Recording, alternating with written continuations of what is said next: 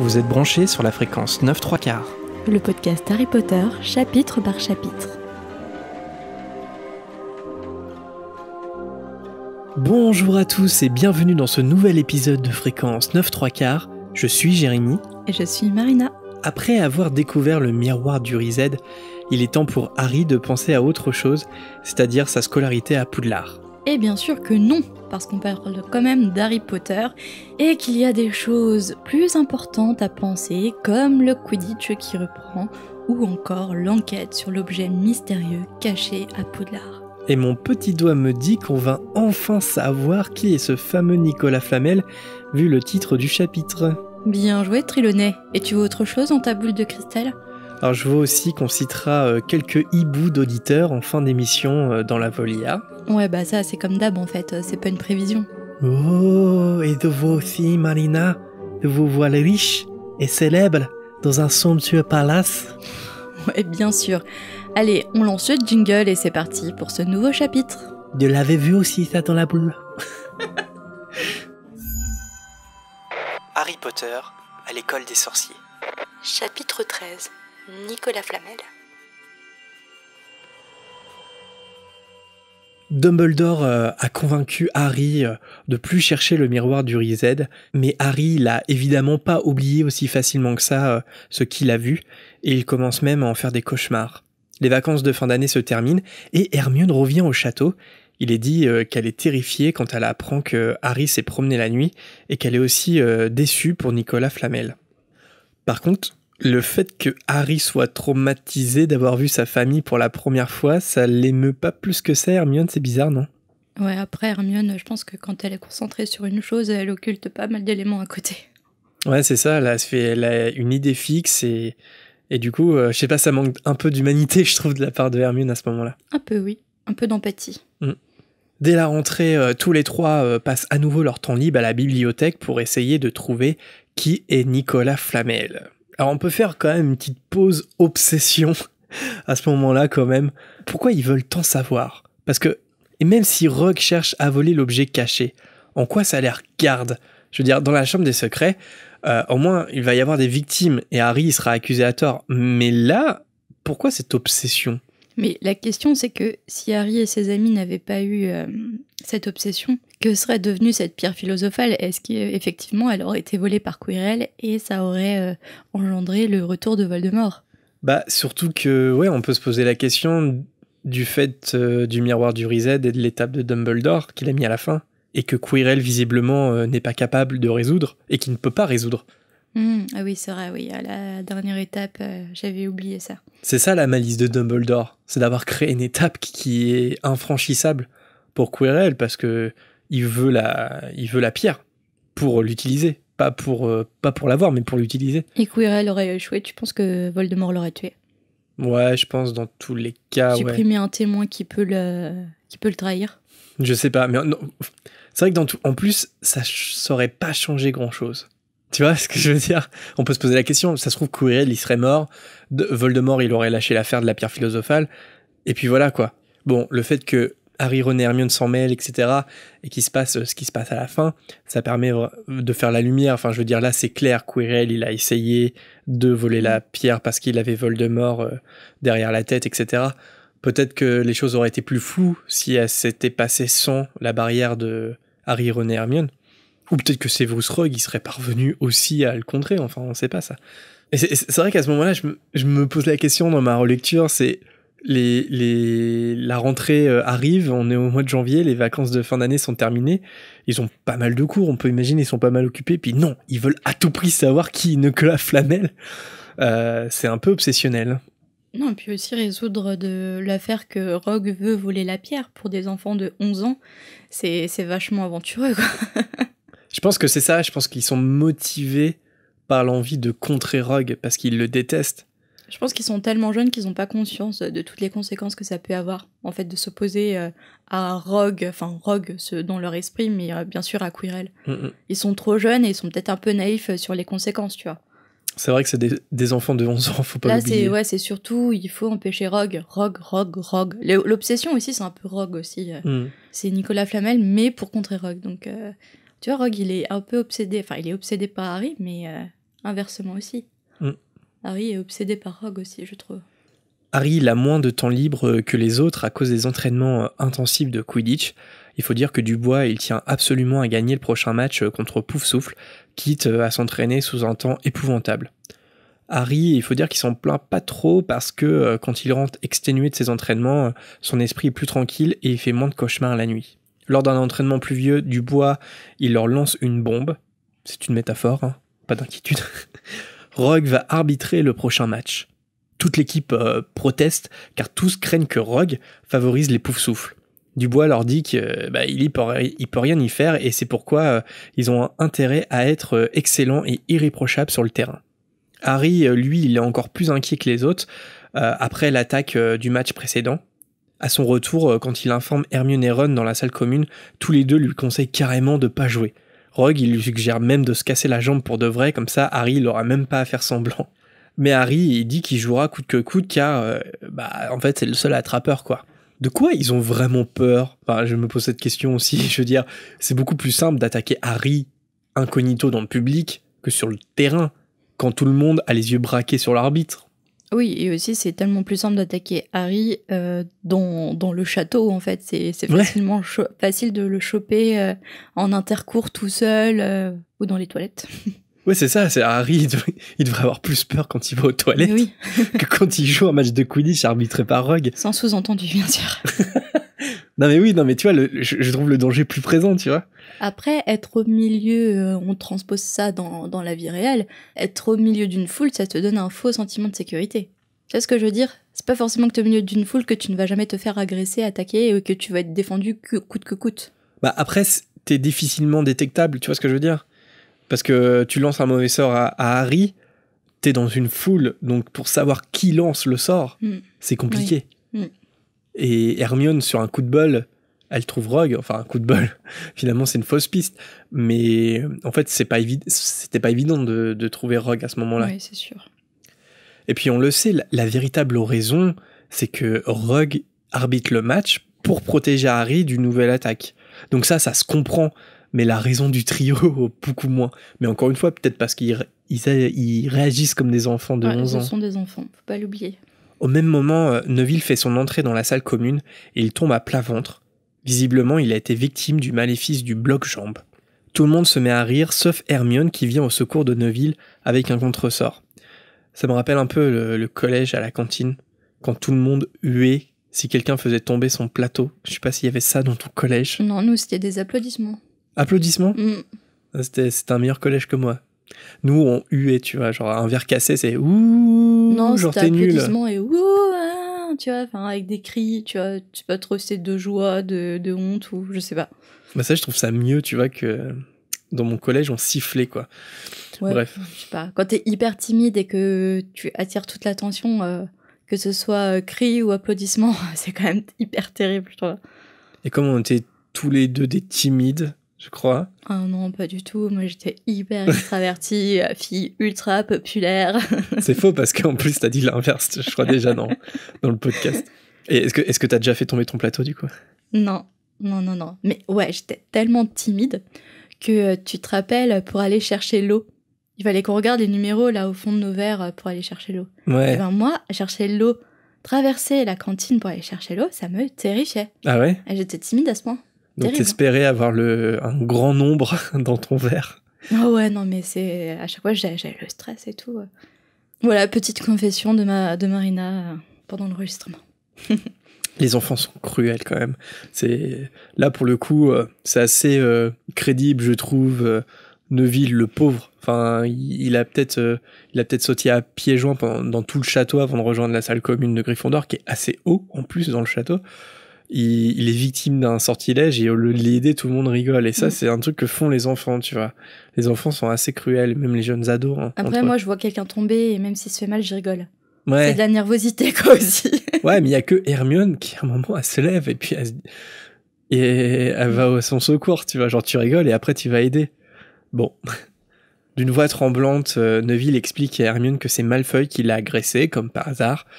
Hermione, elle lui conseille de tout raconter à McGonagall, mais Neville, il refuse parce que ça lui rapporterait encore plus d'ennuis. Ron, il lui dit à son tour qu'il faut qu'il se défende, Neville. Sinon, Malfoy, il va continuer de le harceler. Neville, il se met à sangloter et il dit que de toute façon, il sait bien qu'il n'est pas assez courageux pour être à Gryffondor. Et encore une fois, concernant Neville, c'est normal quand on y pense parce que pendant toute son enfance, sa grand-mère a dû lui répéter que ses parents étaient courageux et que lui, en comparaison, c'est un petit trouillard. Et c'est pas étonnant du coup qu'il se dévalorise comme ça. Ouais, sa grand-mère a dû être hyper difficile avec lui quand il était plus jeune, même après. Harry, il tend une choco-grenouille à Neville pour le réconforter et il lui dit qu'il vaut 12 fois mieux que Malfoy. Il ajoute qu'en fin de compte, c'est le Choixpeau qui a décidé de le répartir à Gryffondor et que Malfoy, lui, est, je cite, chez ces horribles serpentards.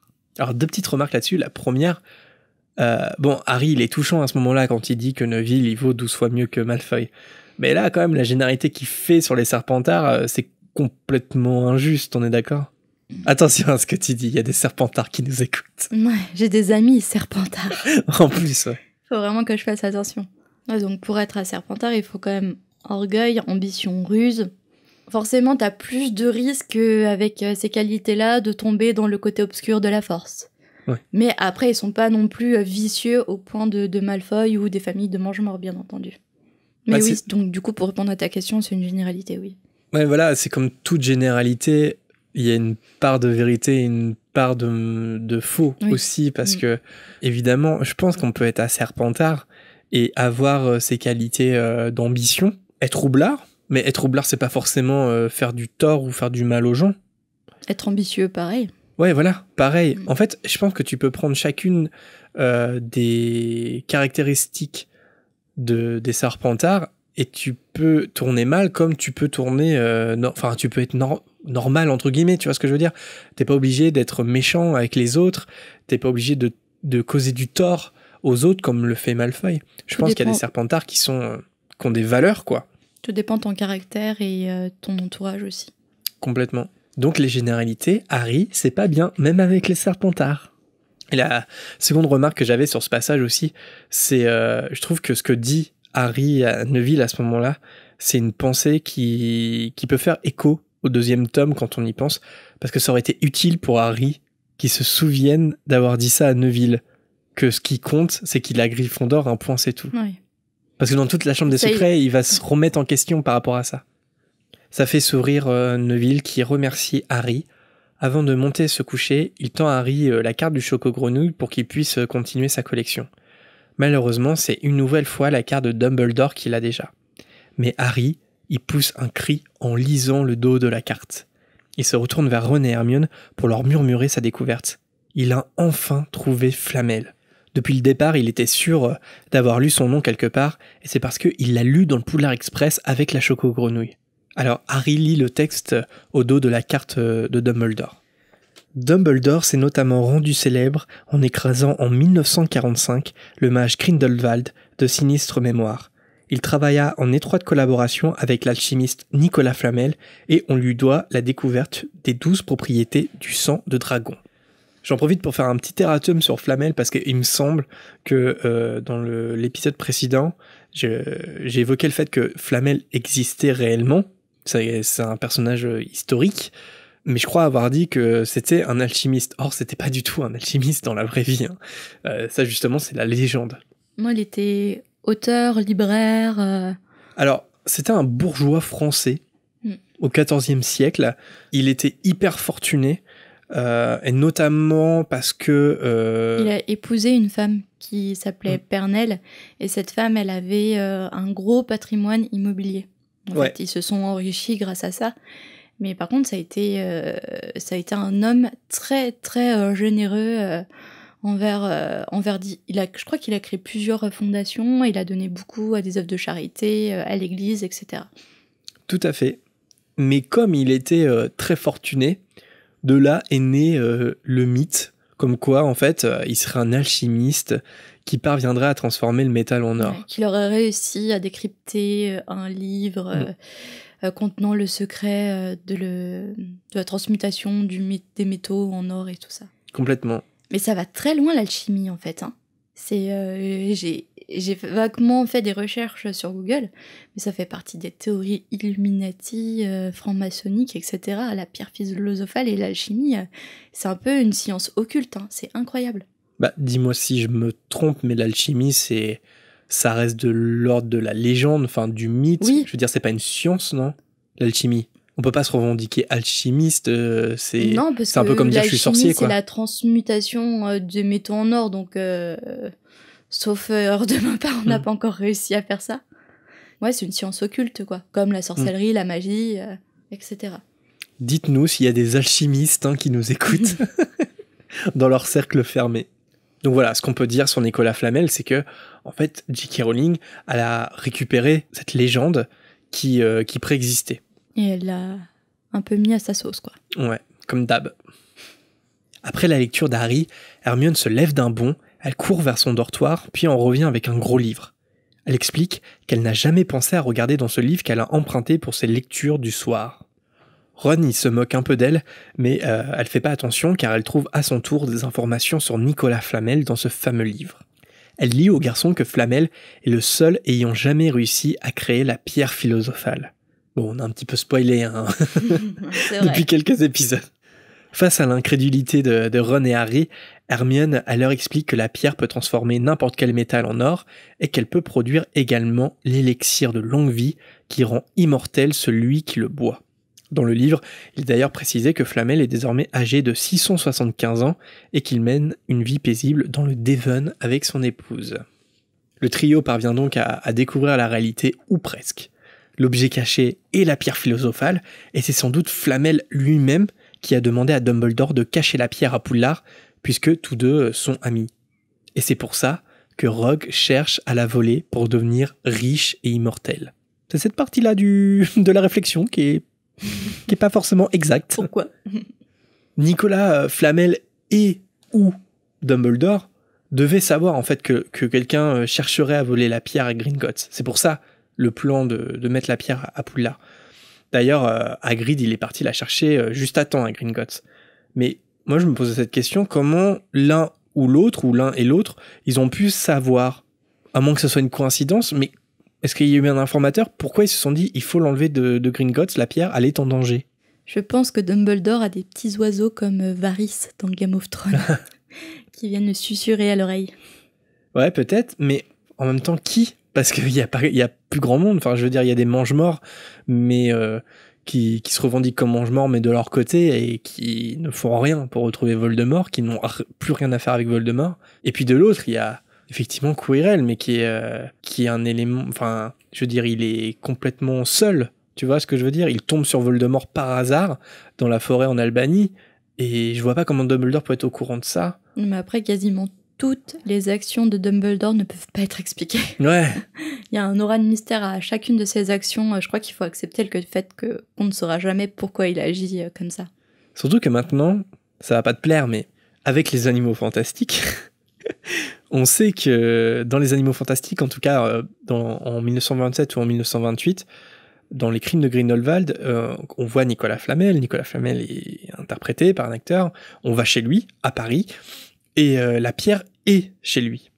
Or, on est quand même à une période de l'histoire où il y a un mage noir qui s'appelle Grindelwald et qui pourrait être potentiellement intéressé par la pierre philosophale. Et pourtant, la pierre allait chez Nicolas Flamel. Donc je me pose aussi la question, pourquoi, à ce moment-là, Nicolas Flamel, il s'est dit la pierre, elle est vulnérable chez moi?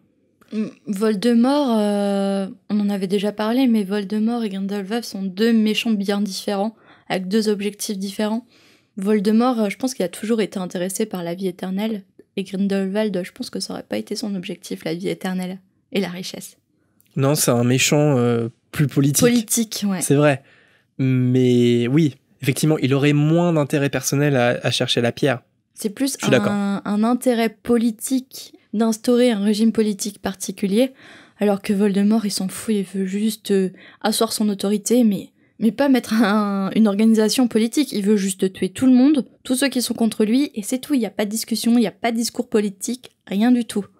La preuve, c'est que quand Voldemort prend le pouvoir, il devient pas ministre de la magie. Ça l'intéresse pas. Du coup, il préfère mettre une marionnette à la place. Voilà, c'est ça. Alors que Grindelwald, lui, je pense qu'il rêve d'être au plus haut rang politique. Voldemort veut le pouvoir, mais pas le même pouvoir que Grindelwald, tu vois.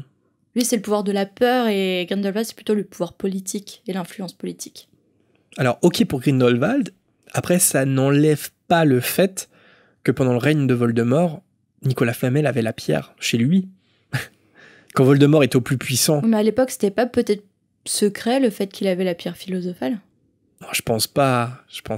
Parce que y a son nom dans des grimoires. Non, tout le monde connaît Nicolas Flamel. Oui, non, puis il est déjà bien âgé. Non, ouais. Je sais pas. Donc il y a cette question-là. Pourquoi maintenant, alors qu'en plus ça fait des années que Voldemort a disparu, pourquoi cette crainte soudaine pour la pierre, et puis une crainte qui serait encore plus forte que le règne même de Voldemort, puisque pendant le règne de Voldemort, sauf preuve du contraire, la pierre était chez Nicolas Flamel.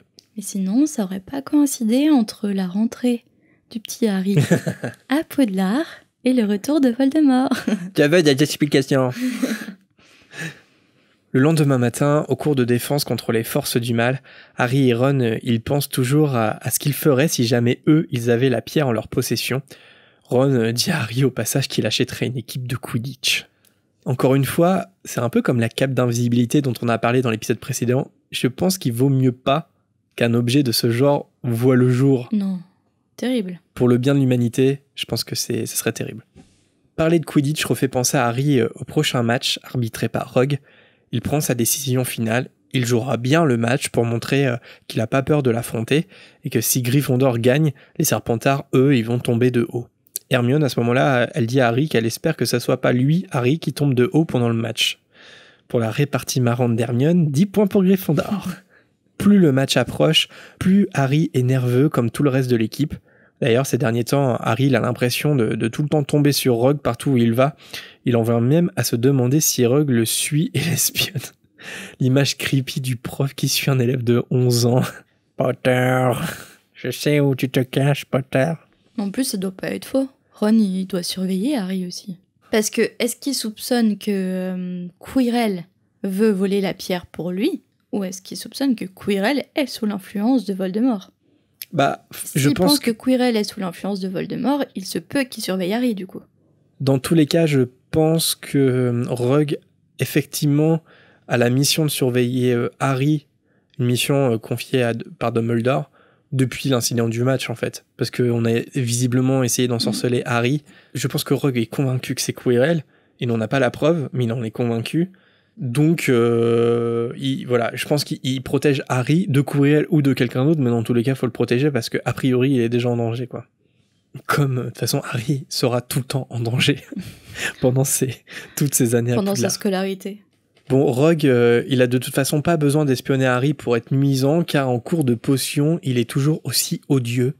Harry, il en vient même à se demander si Rogue, il est pas au courant que Harry sait pour la pierre, parce qu'il a comme l'impression parfois que Rogue sait lire dans les pensées. Et Harry, sans le savoir, il a pas tort sur ce point en fait.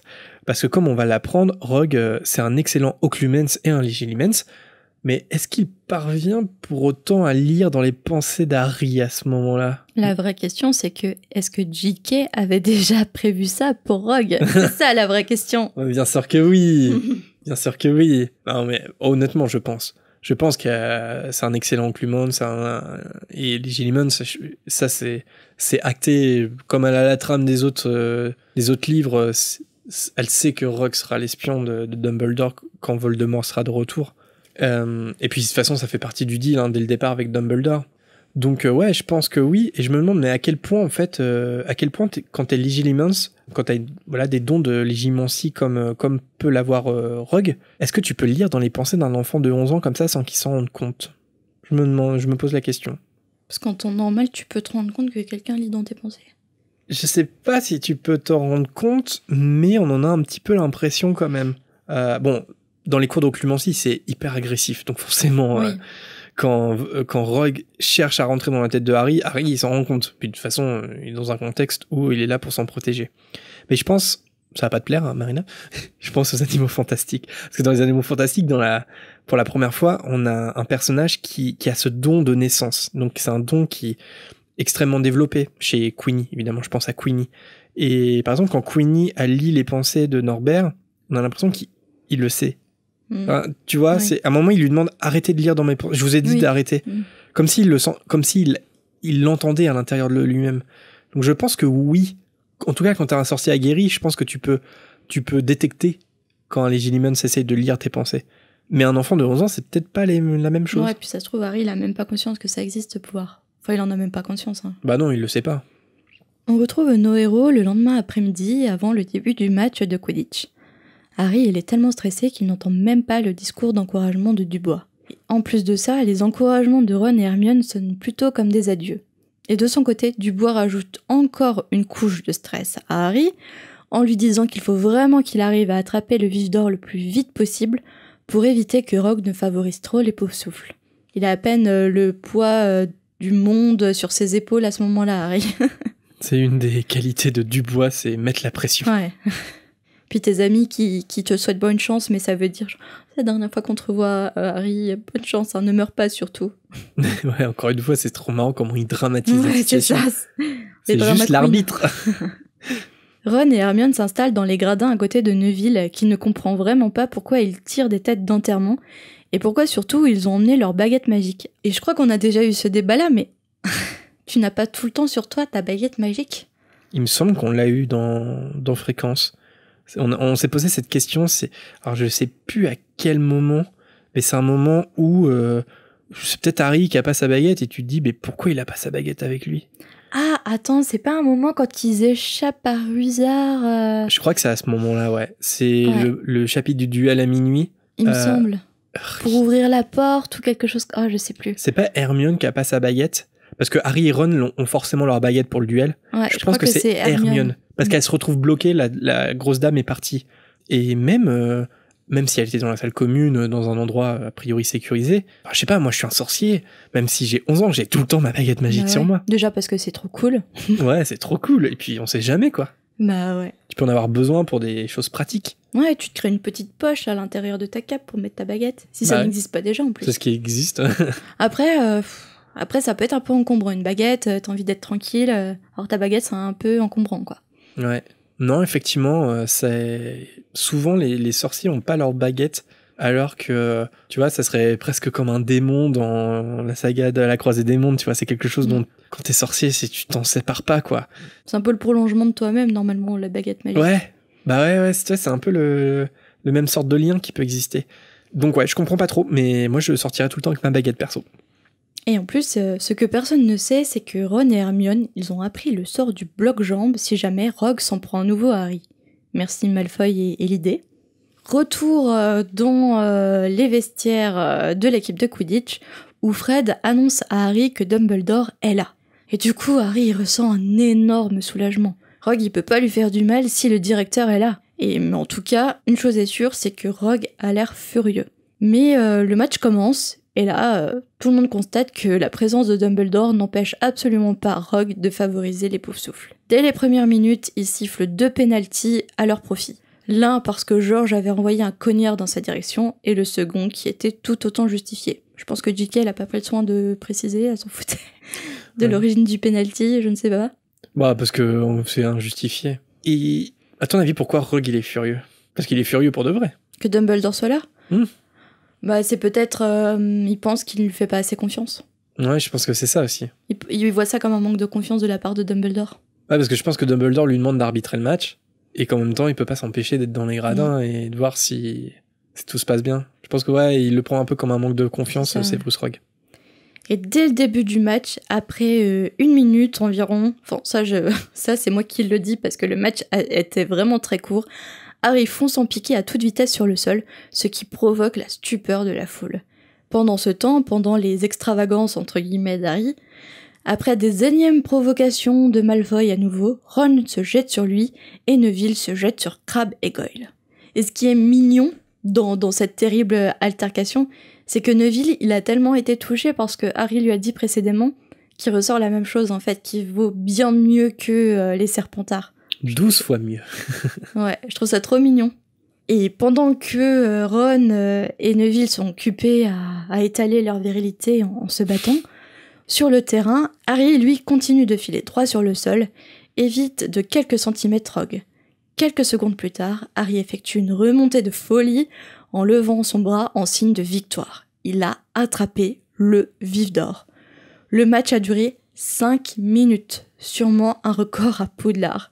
Pourquoi elle a écrit un match en 5 minutes ? Enfin, pourquoi elle a décidé que le match durait 5 minutes et que Harry, d'un coup, est super performant et attrape le vif d'or d'un coup Alors, je suis pas dans sa tête. J'ai lu quelque part, mais je crois que j'en avais déjà parlé et j'ai pas réussi à sourcer. Parce que quand je lis quelque chose, j'essaye de le sourcer au moins 3 fois. Et j'avais lu comme quoi, je crois que j'en ai déjà parlé, que J.K. Rowling avait écrit le premier match de Quidditch après une dispute avec son compagnon. Et que c'est pour ça que le premier match de Quidditch avait été un peu violent en quelque sorte, mais que depuis, elle détestait écrire les chapitres sur le match de Quidditch. J'ai pas réussi à le sourcer. Ouais, même pas avec 2 des fois. pincettes quand même. Ouais, même pas 2 fois. Donc Parce qu'en plus, son compagnon, enfin je veux dire, ça est parti loin, parce que c'est certainement son ex-mari au Portugal, et ça s'est très très mal fini. Donc, à prendre avec des pincettes. J'en parle, prenez-le avec les pincettes, mais si j'arrive pas à retrouver l'endroit où j'ai lu en plus. Mais ouais, je l'affirme pas parce que j'ai pas réussi à le sourcer plus d'une fois, quoi. Après, dans le livre, en soi, c'est normal que le premier match soit plus développé. Enfin, je veux dire, c'est le premier match de Quidditch de Harry. C'est la découverte. Là, c'est le deuxième. Je pense qu'elle se sentait obligée de le mettre parce que la coupe des 4 maisons reste importante, notamment pour Harry. C'est ultra important le Quidditch pour Harry. Et ça aurait été compliqué de faire une totale ellipse sur le deuxième match de Quidditch de Harry. Je pense que c'est surtout ça.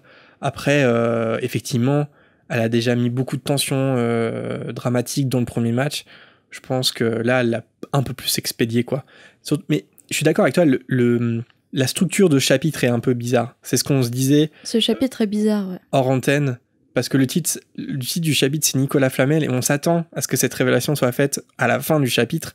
Et en fait, non, c'est dès la moitié, en fait. C'est expédié dès le début. Dès la première partie, en fait, c'est expédié, en fait. Ah, Nicolas Flamel, c'est machin. Et puis, pouf, match de Quidditch. Et puis le chapitre se termine. Le chapitre est très court, et il est structuré de cette façon un peu étrange. Je pense qu'il fallait faire peut-être vite. Voilà. Et peut-être que ça fait partie des passages qui ont été raccourcis à la demande de l'éditeur. C'est possible aussi. Hein. Peut-être que le match durait plus de 5 minutes.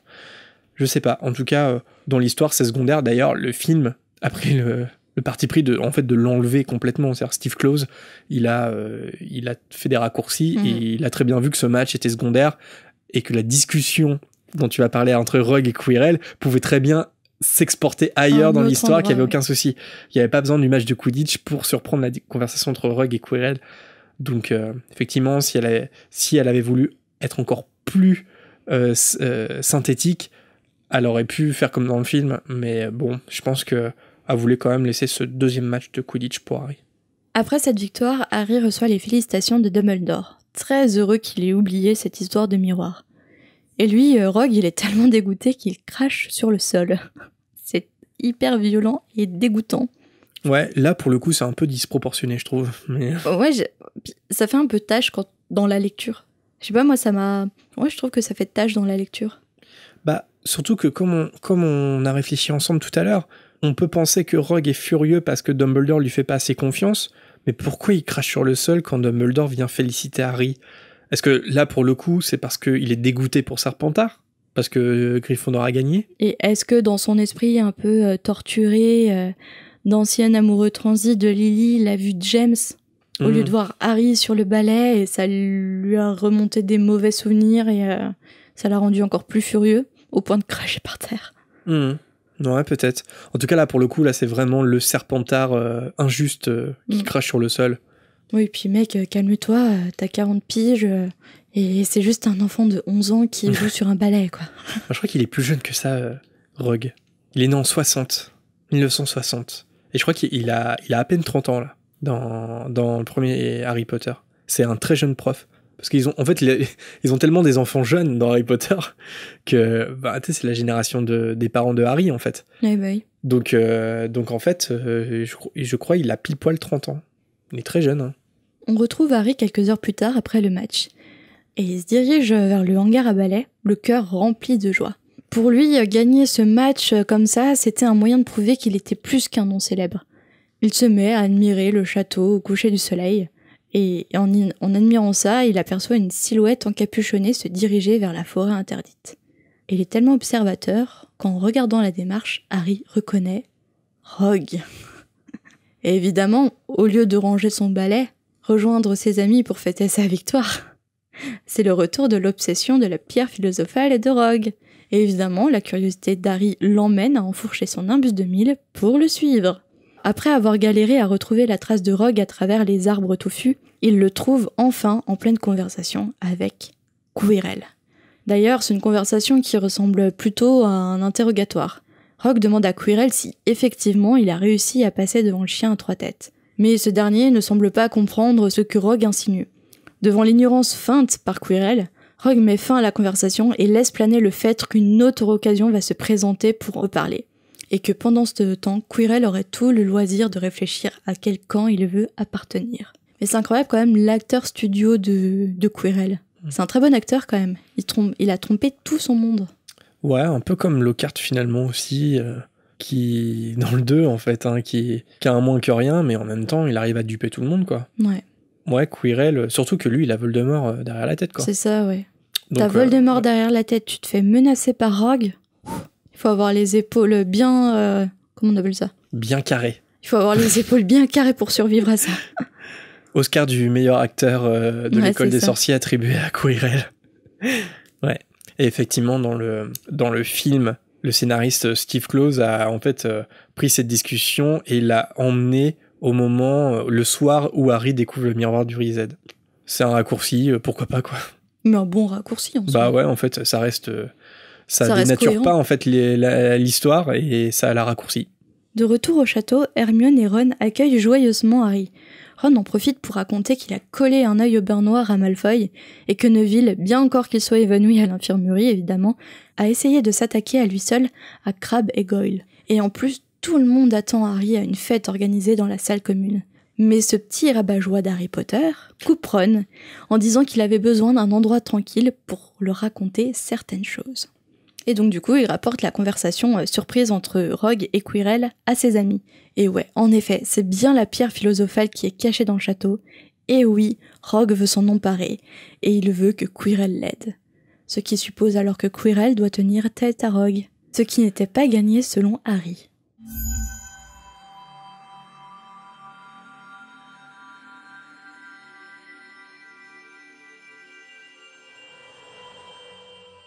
Et voilà pour ce chapitre un peu plus court que les autres, comme on a dit. Et c'est la partie préférée de Marina, puisqu'il s'agit de renommer le chapitre maintenant. Marina, si tu devais renommer ce chapitre 13, comment tu aurais fait ? Harry Potter à l'école des sorciers, chapitre 13. Une victoire éclair. Oh, oui, ça. Et ça te fait penser à quelque chose d'autre ? Éclair ? À la cicatrice. Non. Ah oui. Ah non, ça veut dire autre chose ? Mais dans le futur. Éclair de feu. Ah oui. Ah, mais du coup, il y a double sens. Bravo, Marina. est-ce que tu te félicites toi-même ? Oui. Parfois, il le faut. Moi, j'étais pas très inspiré. Harry Potter à l'école des sorciers, chapitre 13. Oui, le titre du livre est un gros spoil. Voilà. Le titre français. Bah non, le titre le titre anglais, britannique. pardon. Le titre britannique, enfin un peu le titre américain, parce que les Américains ont appelé ça la pierre des sorciers, mais enfin bon, on se doute que quand même le petit truc dans le papier craft, c'est la pierre des sorciers, même si on sait pas ce que c'est. Mais je trouve que le titre original anglais, il est pire, parce que la pierre philosophale, il suffit que tu fasses une petite recherche, tu sais ce que c'est, quoi. Tu trouves Nicolas Flamel. Ouais, tu trouves Nicolas Flamel, tu trouves tout, quoi. C'est vrai que le titre, j'aime pas à l'école des sorciers. J'aime pas, voilà, parce que je trouve que ça dénature toute la tradition des titres Harry Potter. C'est toujours Harry Potter et un élément de l'histoire qui est crucial. Après, je suis d'accord sur le fait que la pierre philosophale, c'est un gros spoil, quoi. Non, moi j'ai une affection particulière pour le titre, parce que c'est le premier Harry Potter que j'ai lu, que j'ai vu. Même la couverture de la première édition, ça me... Ah non, j'adore à l'école des sorciers. Non mais moi aussi j'y suis attaché si tu veux, parce que je me posais pas la question notamment quand j'ai découvert tout ça. Mais maintenant que tu sais qu'ils ont traduit le titre parce que c'était pour vendre des livres, tu te dis c'est quand même dommage pour la cohérence de l'ensemble, quoi. Le livre il s'appelle Harry Potter et la pierre philosophale.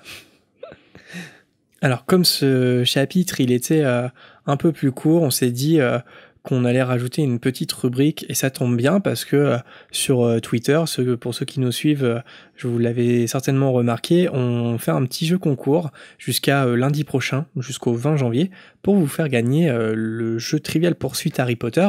C'est un petit jeu, comme un petit jeu de voyage, c'est-à-dire que c'est pas un grand plateau, c'est assez compact. Et on l'avait essayé au podcast à l'époque, je m'en souviens. Et voilà, donc c'est testé, approuvé. On y joue de temps en temps. Et puis on s'est dit, tiens, allez, on va être généreux. On va vous en faire gagner un exemplaire. Et donc avec Marina, on va se poser quelques petites questions. Je sais pas, on s'en pose combien?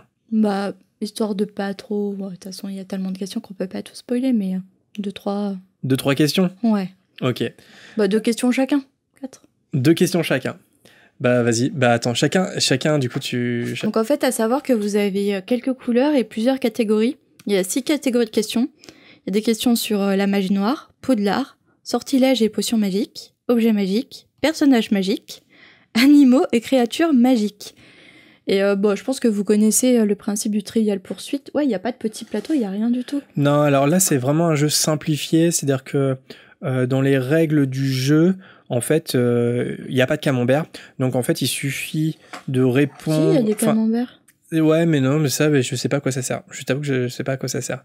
Il y a un dé, en fait, on lance le dé, ça tombe sur... Bah si, parce que on l'a aussi, hein. C'est pour ça aussi, c'est approuvé, parce qu'on nous l'a offert à Noël également. Donc, on a notre propre jeu Trivial Pursuit. Mais on avait joué et en fait on tire et c'est celui qui remplit le premier camembert le premier en fait, le gagnant. Tu peux jouer comme ça, mais je pense que c'est pour ça qu'il y a un camembert vide, pardon. Donc tu peux jouer comme ça, mais en fait c'est une règle que tu inventes parce que dans la règle qui est précisée dans le jeu, en fait t'as pas besoin de remporter, de répondre à une question de chaque thème. En fait, il suffit juste que tu lances le dé, c'est une couleur qui en sort. En fait, du coup, la question t'est posée. Si tu réponds bon à la question, ça t'ouvre le droit de gagner un point, c'est-à-dire en répondant à une deuxième question. Donc tu relances le dé et là du coup on repose une deuxième question et en fait tu récupères simplement la carte et en fait la carte c'est 1 point. Ok. Et c'est le premier qui est arrivé à je sais plus combien de points. Donc mais après on peut jouer, vous pouvez inventer les règles en fait. Tu peux jouer avec les camemberts, avec le système de camembert. C'est plus long quoi le système de camembert. C'est un peu plus long, ouais. Ouais, alors que là, c'est un jeu, comme il est compact, je pense qu'il est fait pour un petit jeu de voyage, en fait, pour que ça soit un peu plus rapide.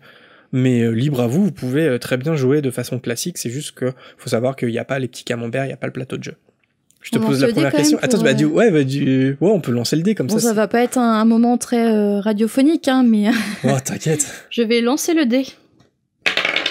On entend bien le dé. J'ai bleu. Bleu, donc bleu, c'est le thème Poudlard. Voilà, j'ai la pression là. Alors, par exemple, donc on peut retrouver dans le thème Poudlard ce genre de questions. D'après la légende, qui a construit la chambre des secrets au sein de Poudlard? Salazar Serpentard. Voilà. Donc bonne réponse. C'est à moi de jeter le dé du coup. Ouais. Orange. Donc orange, c'est le thème objet magique. Quel élément constitue le cœur de la baguette de Lucius Malfoy? Oh, on est sur un autre niveau de question. Oui, on le sait parce que Voldemort lui prend sa baguette. Ah, je regrette qu'on n'ait pas de mixette comme le temps du podcast où je peux appuyer sur un truc et ça fait la musique de Qui veut gagner des millions. Et tu sais quoi, en plus, pour la volière, j'ai récemment lu des informations sur la baguette de Lucius. Donc j'ai lu effectivement la composition de la baguette de Lucius, mais j'en ai plus aucune idée. Mais je vais dire au hasard, je vais dire un... Tu veux que je te donne un indice? On va voir si mon indice il est Ouais, vas-y. Pense au prochain nom du chapitre. Ah bah un ventricule de dragon alors. Ouais. Non, en toute honnêteté, j'allais dire ça. En toute honnêteté. Non, franchement, j'allais dire ça, mais c'était vraiment un instinct et espèce de truc. Je crois l'avoir lu et je m'en souvenais. Un instinct Potterhead. C'est ça. Non, c'est à toi de lancer le dé du coup. Ah oui. Alors deuxième question. On va voir si on tombe sur un autre. Jaune. Ah bah parfait, comme ça on n'a jamais le même thème. Donc là, jaune par exemple, c'est personnage magique. Et voici la question. combien d'années Sirius Black a-t-il passé au pénitencier d'Azkaban? Ah, Ouais, franchement, c'est pas évident. 13. C'est ton ultime bafouille? Ouais. C'est 12. Oh, c'est pas possible. Ouais, forcément, ça joue à une année près à chaque fois, ou 2 ans. Ah, mais j'étais pas loin, je suis fière de moi. Ouais, t'étais pas loin. 12 ans. 12 ans, il a passé. Mais ouais, c'est soit 12 ou 13 quand il réfléchit, parce qu'il est parti en prison juste après la mort de Lily James. Oui, Il forcément, s'évade dans le c'est- 3. Est-ce que ça dépend la date, quoi. Donc, c'est 12. Bon, allez, une dernière question. Bah oui, c'était 2 questions chacun. 2 questions. Bah alors, oui, c'est à moi de jeter. J'espère qu'on va tomber sur un thème. Ah non, orange, on est déjà tombé. Attends. Ah, voilà. Donc, c'est rose. Et rose, c'est sortilège et potion magique. Pendant combien de temps Hermione doit-elle préparer le polynectar lorsque les 3 amis veulent l'utiliser pour interroger Drago au cours de leur 2e année? J'ai le droit à combien genre, il faut que ça soit hyper précis ou pas? À quelques années près. Bah, 0. À quelques semaines près? Ouais, c'est en semaine. Ouais. Attends, ils commencent... Oh la vache, qu'est-ce que c'est compliqué. Ils le font pendant les vacances de Noël. Ça, on est d'accord. C'est les vacances de Noël, quand ils prennent le polynectar. Mais à quel moment ils se disent on va faire du polynectar? Aïe, aïe, aïe. Il y a déjà eu l'incident avec Miss Teigne. Je dirais 6 semaines. 1 mois. 4 semaines. Ah oui, mais on n'a pas dit à quelques semaines près, 1 ou 2. Bah, attends, ouais. Ah, c'est que un mois, du coup, 4 semaines. Ouais, Ouais, j'ai bah, voulu te tromper. Non, bah, Non, j'ai tort. 2 semaines sur 6 quand même. Ça prend qu'un mois? Ah, je pensais que ça prenait un petit peu plus. Dites-nous en commentaire ou en message privé si vous auriez eu toutes les réponses avec beaucoup de bonne foi, bien sûr. Mais en fait, vraiment, la facilité des questions, elle varie énormément. Hein. On peut trouver pour débutants des questions plus pointilleuses.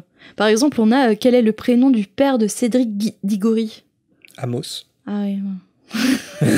Tu couperas son montage. Bah, tu vois. non, mais tu vois, celle-là, je la trouve plus simple que le nombre de semaines ou le nombre d'années Oui. de Sirius. C'est vrai que la difficulté de la question est pas liée au thème. Genre, le thème, finalement, c'est assez secondaire, quoi. Ouais, c'est complètement ça. aléatoire, la difficulté des questions. Donc voilà. Et puis, le seul petit reproche, mais qu'on avait fait aussi à l'époque du podcast, c'est que il faut bien garder en tête que la référence, ça reste les films. C'est-à-dire que, si bien qu'on a même trouvé des questions, là j'ai pas d'exemple à vous donner, mais on a trouvé des questions, si on se réfère au livre, la réponse est pas bonne. Donc il faut vraiment penser film. Enfin, et pour le coup, là, la question que tu m'as posée sur la baguette de Lucius Malfoy, je me demande, est-ce que l'info est dans le film? Et on avait eu une question aussi, pour le coup, qui n'était que dans le film. Je sais pas si tu te souviens, par rapport à une joueuse de Quidditch sur le bureau de Slughorn. Ça, c'était que dans le film. Il n'y avait pas dans le livre, je crois qu'on avait vérifié. Ouais, bah peut-être. En tout cas, je pense qu'il y a il peut y avoir des questions qui sont dans le livre. Enfin non, bah faudrait vérifier quand même si la composition de la baguette de Lucius, est-ce que c'est précisé dans le film? Parce que du coup, là, ça pète ce que je suis en train de dire. C'est-à-dire que ça se trouve, il y a des questions où la réponse n'est que dans les livres. Non, je pense que c'est un mélange des deux. C'est un mélange des deux, ouais. Donc, bref, c'est un petit peu le défaut parce que des fois, on sait pas où se situer par rapport au film ou par rapport au livre. Mais par exemple, dans Une année à Poudlard, qu'est-ce qu'on avait lu? Que c'était c'est livre et film Harry Potter. Une année à Poudlard, parce que ça c'est le jeu... Ah oui, le jeu de société, questions. Ils l'ont précisé, eux. Ah, je sais plus si on n'y a pas encore assez joué, mais... C'est d'ailleurs très complexe comme jeu, il faut vraiment qu'on s'y attarde. Ouais, c'est un vrai jeu de rôle. C'est un jeu de rôle très très très complet qui est magnifique. Mais vraiment, ça mérite le temps de se poser et d'assimiler toutes les règles du jeu. Ouais, on n'a pas encore... on n'en a pas encore profité, parce que il faut vraiment... Nous, on n'est pas très jeu de rôle de base, donc du coup, c'est beaucoup de... Par contre, de base, justement, à avoir. Le jeu Switch... Là, on est en train de le saigner. Ouais, ça va, franchement, encore, on est à la 2e année. On était raisonnable. Et on passe tout de suite à la volière avec vos messages.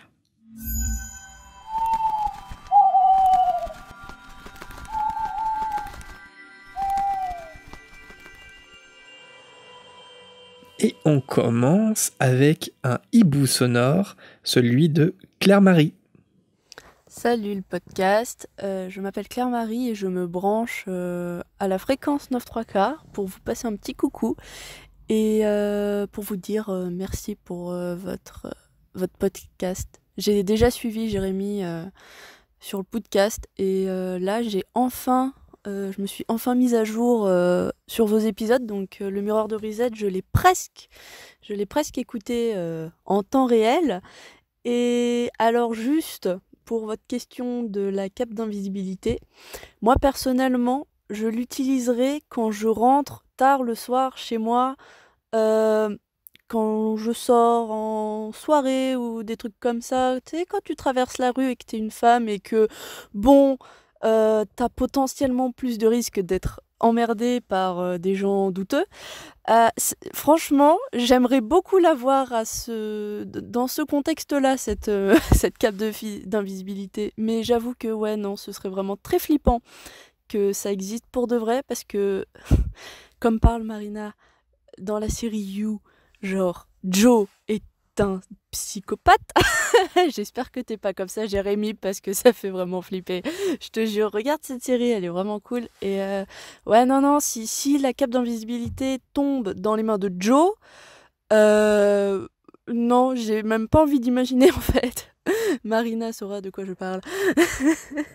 Donc voilà. Continuez comme ça, franchement, vos épisodes sont trop cool. J'aime beaucoup ce que vous faites. Allez, ciao, gros bisous. Merci Claire-Marie pour ton hibou. Alors oui, en effet. Alors je ne sais pas si tu as regardé la saison 2 de Joe, mais en tout cas, je suis atterrée par la fin. Heureusement qu'il n'y a pas plusieurs capes d'invisibilité à donner à Love, par exemple. Enfin bref, revenons sur Harry Potter et aussi ton utilisation de la cape d'invisibilité. C'est vrai que parfois, en rentrant seule le soir, j'aurais très envie d'avoir une cape quand tu croises un groupe d'hommes dans la rue la nuit, ou un homme tout seul, où tu te sens pas très en sécurité. C'est clair qu'à ces moments-là, ça pourrait très bien nous servir, en effet. Après, comme on a dit dans l'émission, ça serait à double tranchant, parce que si ça existe et que tu peux faire ça, d'un autre côté, des gros pervers pourraient aussi avoir une cape d'invisibilité. Les hommes mal intentionnés peuvent s'en servir aussi. Je comprends hein, l'envie en fait d'avoir ça, l'utilité que les femmes pourraient en avoir dans ce genre de situation triste. Et en même temps, le fait que ça existe, comme la pierre philosophale, c'est absolument pas une bonne idée. Forcément, ça tomberait entre des mauvaises mains. Et sinon, pour répondre à pas ta question, mais à ta remarque, je suis un psychopathe. Vraiment. Je n'ai pas vu You, mais je pense que je suis beaucoup plus psychopathe que lui. En fait, on s'est pas rencontrés par hasard. Tu m'avais stalké pendant des mois. Et salut, toi qui as touché la même poignée de porte. Oh, j'ai vu, tu as fait exprès. Mais non, je n'ai pas vu You. Par contre, j'ai vu qu'il y aura une saison 3. Oui. Ouais. Mais j'ai suivi ça un peu du coin de l'œil pendant que tu regardais la série. C'est vrai qu'il a l'air... j'ai pas l'air trop de lui ressembler, je te rassure, Claire-Marie. Non, bah j'espère pas, du moins. Si je disparais du jour au lendemain, posez-vous des questions, s'il vous plaît. Si j'anime tout seul ce podcast, posez-vous des questions. Les auditeurs, un jour, je vais pas être dans l'émission, ils vont lancer une alerte enlèvement. Et je vais faire fuiter avant ça ta photo de carte d'identité. Forcément, tu seras suspect. Je vois pas en quoi c'est drôle. Je vois pas pourquoi ma carte d'identité... là, je vois pas. Je comprends pas la blague. Non, mais à savoir qu'en plus, on a comparé nos 2 photos d'identité. Et anecdote hyper personnelle, et c'est pas pertinent de le raconter, mais j'aime bien raconter ma vie. C'est que, mis côte à côte, on pourrait être Bonnie and Clyde, enfin, ou vraiment des criminels affreux si on passait à la télé un jour avec un avis de recherche tous les deux. Franchement, au niveau photo d'identité, on est un super couple. Là, on se dit, ils ont des choses à se reprocher, quoi. C'est ça, forcément, ne les approchez pas. N'agissez pas seul. C'est ça. C'est pour ça que vous ne verrez jamais ces photos, jamais. Et maintenant, un hibou d'Antoine. Je reviens sur l'histoire de la baguette de Voldemort, laissée dans la maison des parents d'Harry pendant tout ce temps. Il est important de rappeler qu'elle est jumelle de celle d'Harry. Dans le tome 4, on apprend que 2 baguettes jumelles ne peuvent s'affronter, et dans le cimetière, celle d'Harry prend le dessus sur celle de Voldemort. Après ça, Voldemort ne parvient plus à attaquer Harry, que ce soit avec sa baguette ou même celle de Lucius. Voici ma théorie. À la suite de la mort de James et Lily, Dumbledore va récupérer la baguette de Voldemort pour la mettre en lieu sûr et l'étudier. Mais quand Ollivander lui apprend que Harry est choisi par la baguette jumelle, Dumbledore voit une possibilité d'en tirer avantage, et va remettre la baguette dans la maison en ruine. De plus, je me suis toujours demandé si le fait que les plumes proviennent de Fumsec donne un avantage à Harry, vu que Harry le connaît et qu'il y a une sorte de respect de Fumsec vis-à-vis d'Harry. Il me semble que celui-ci entend les encouragements de Fumsec quand les 2 baguettes sont reliées par Priori Incantatum lors du duel au cimetière. Qu'est-ce que tu en penses ? Ouais, c'est intéressant, Antoine, comme théorie, c'est-à-dire comme si Dumbledore, finalement, avait laissé la baguette dans la maison comme un piège, en fait. Et ça, je m'étais jamais dit, est-ce que Dumbledore a pas calculé au point de laisser la baguette libre, comme ça, quand Queue de Verre la récupère, en fait, c'est un piège. Parce qu'avec cette baguette, il aura beaucoup de mal à affronter Harry. Pourquoi pas, ça pourrait être une manipulation de Dumbledore, encore une fois. Sinon, sur l'avantage que donnerait Fumsec à Harry, pourquoi pas aussi, quand on y réfléchit, parce que dans les limbes, Dumbledore, il explique à Harry que, grâce au Priori Incantatum, la baguette d'Harry, elle a reconnu Voldemort à la fois comme un jumeau, mais aussi comme un ennemi mortel. Espèce de paradoxe comme ça. Et à ce moment-là, la baguette d'Harry, comme il a gagné le Priori Incantatum, la baguette, elle a aspiré certains des pouvoirs de Voldemort. Et c'est pour ça que quand Voldemort utilise la baguette de Lucius, dont on parlait tout à l'heure dans Trivial Pursuit, il peut toujours rien contre Harry, parce que la baguette d'Harry, en fait, elle reconnaît Voldemort, ce jumeau mortel, enfin ennemi mortel, et du coup, la baguette d'Harry, elle retourne contre Voldemort sa propre magie qu'elle a ingérée. C'est un peu compliqué, mais c'est ce que Dumbledore explique à Harry dans les limbes. Et il précise aussi, Dumbledore, que le fait que Voldemort soit revenu à la vie grâce au sang d'Harry, ça n'a rien arrangé à l'histoire, en fait, à leur lien profond. Ça les a encore plus liés. Parce que dans le sang de Harry, il y a l'amour de Lily, évidemment. Bref, le chant de Fumsec, il a peut-être aidé à Harry à gagner le Priori Incantatum, comme tu l'expliques, Antoine, le soir au cimetière. Après, l'importance de l'identité du Phénix, en fait, pour moi, elle s'arrête là. Ça n'a pas plus d'importance que ça, que finalement, ça soit Fumsec. Mais effectivement, peut-être qu'au cimetière, ça a aidé Harry. On passe tout de suite au message de Charlotte, qui nous dit « En tant qu'enseignante, je suis très intéressée et amusée par vos observations et vos commentaires sur l'univers scolaire qui sert de cadre et de décor à l'histoire. Une hypothèse sur les raisons de l'absence de cours de littérature, sorcière ou moldus dans les programmes de Poudlard. Si cette matière était enseignée, Harry et ses camarades n'auraient pas manqué de découvrir dès la première année les contes de Biddle le Barde, ce qui aurait modifié le calendrier de la découverte progressive de l'histoire des reliques de la mort. Il est quand même dommage que les enseignants d'art et de sciences fondamentales soient absents, mais cela aurait semblé moins exotique aux lecteurs.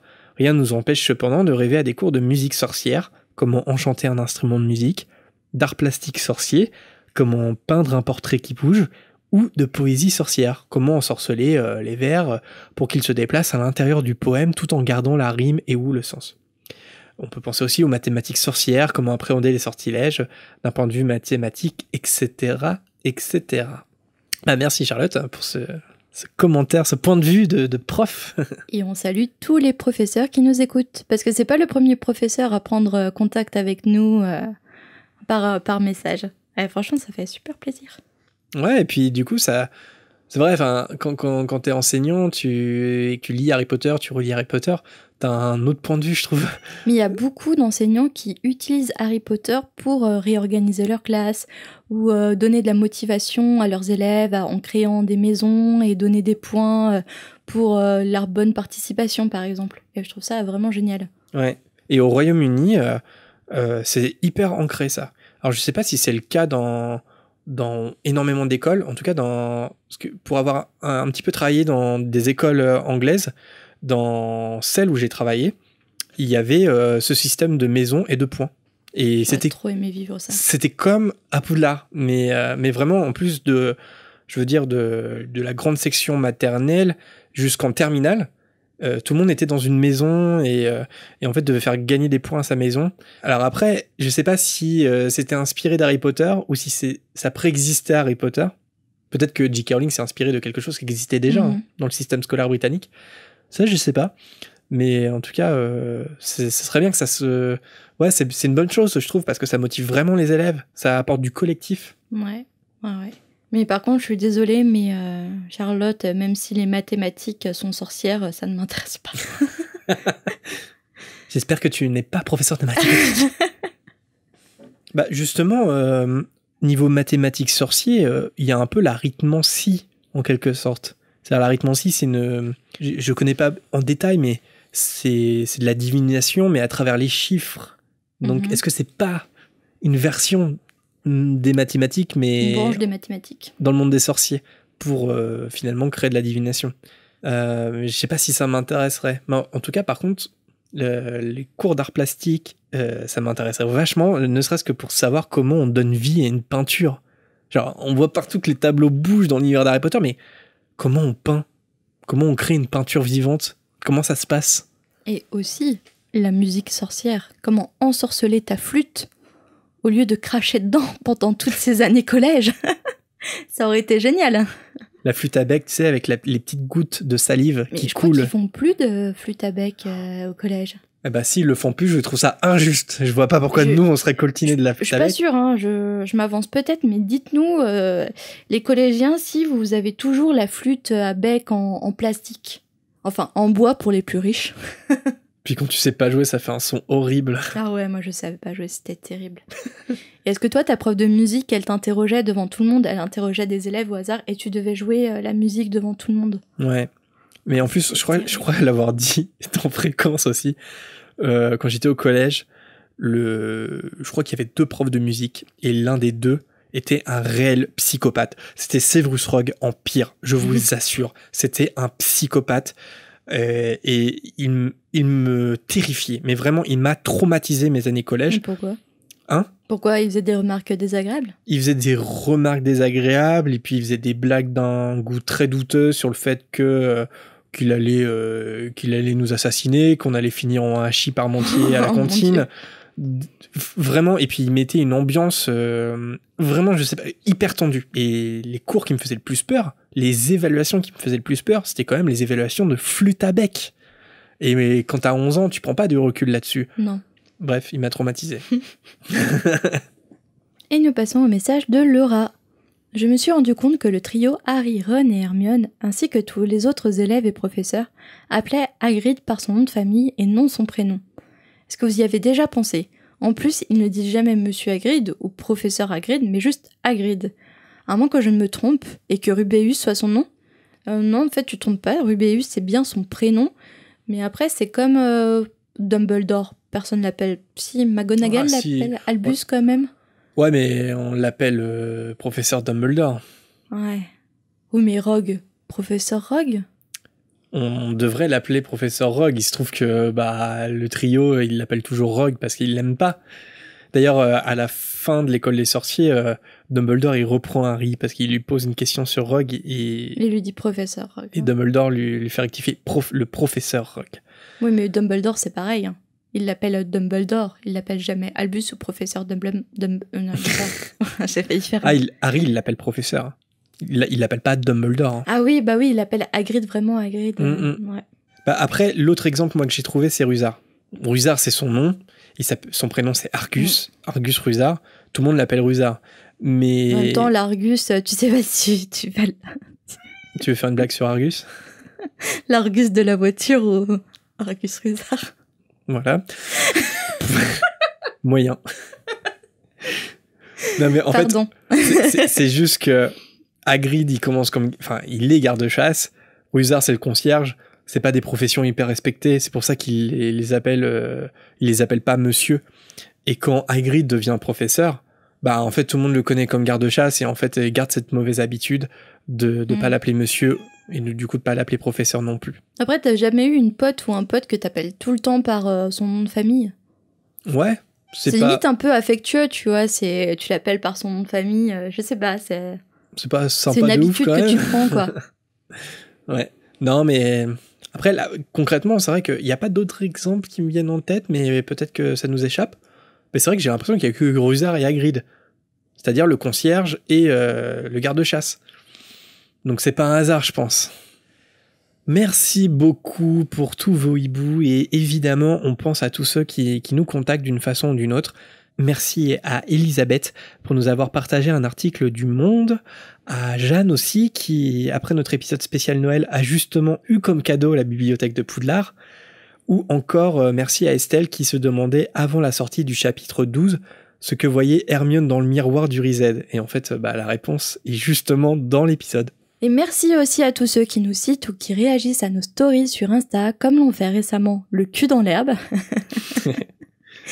Caramella, Anthony, Caloise Art ou Camille Lecture.